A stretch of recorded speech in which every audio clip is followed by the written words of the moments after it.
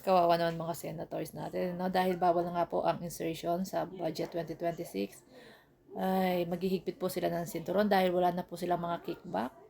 And wala na rin po sila mga commission sa flood control at kung ano-ano pa kung ano-ano mang project 'yan. At itong si Kilay bida-bida po sa kanyang speech kahapon. Akala mo naman ikaw ang tagapagligtas ng Pilipinas sa mga kurakot. Isa ka rin naman sa mga nangurakot. Nagfiesta sa pera ng kaban ng bayan. Naku po, kaya ingat po tayo kapag itong mga senators na ito, kapag po ito'y nag-udyok ng impeachment kay PBBM dahil po hindi na po nila makaya na walang insertion at walang kickback, walang commission. Hindi po nila kayang magpakabuti.